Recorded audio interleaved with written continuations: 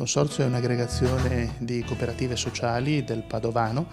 che insieme tentano di sviluppare la propria attività sociale e imprenditoriale. 13 cooperative riunite in un Consorzio Veneto Insieme, tutte con sede a Padova. La realtà di Veneto Insieme esiste già dal 1989, ma dal giugno del 2017 ha deciso di riunire 13 cooperative diverse, sia per storia che per servizi offerti, sul versante della cosiddetta accoglienza diffusa, la microaccoglienza.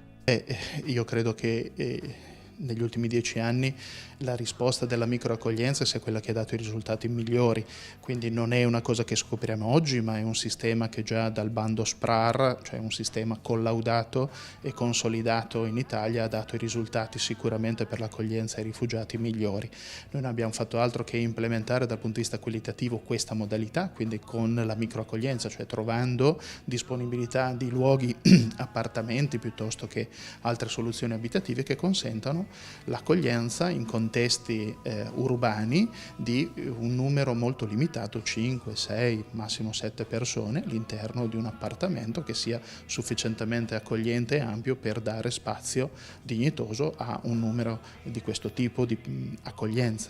I numeri del Consorzio Veneto Insieme parlano di 98 alloggi disponibili che ospitano in media 6 persone per un totale massimo di gestione di 730 migranti. Quest'estate i profughi in capo al Consorzio erano in totale 711 ad inizio di agosto, 34,90 € al giorno per persona è quanto guadagna la singola cooperativa, che però deve offrire alla persona un progetto di integrazione e di sostegno a tutto campo. Le attività che loro fanno durante il giorno sono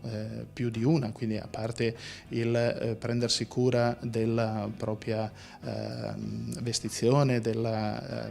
pulizia dell'appartamento, poi in qualche modo per la preparazione del cibo, poi devono seguire corsi di italiano, c'è qualcuno che ha bisogni sanitari, quindi vanno accompagnati, soprattutto la parte più significativa è quella di integrarli con il territorio, quindi per quelli che sono disponibili e per quelli che sono qui da più tempo si definiscono dei percorsi per fare in modo che acquisiscano una conoscenza del luogo dove sono e anche riescano a interagire con la comunità locale.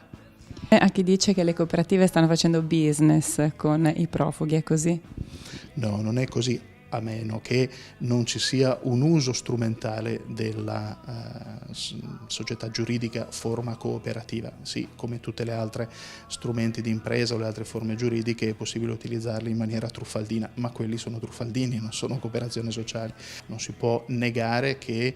questa attività abbia un senso, un valore anche economico, ma così come tutte le attività, se sono finalizzate alla qualità e alla risposta ai bisogni, evidentemente non si può dire che le cooperative fanno i soldi con i rifugiati. Fanno conto economico, sì, certo, ma fare i soldi è un'altra cosa e lo lasciamo a chi non vuole fare in maniera onesta questa attività. Io credo sì, spero che se ne parli sia in termini di inclusione, cioè del fatto che si possa rendere evidente il lavoro buono che secondo me stiamo facendo, e dall'altra spero se ne parli con la prospettiva di poter evidentemente aver ottenuto dei risultati utili per la collettività.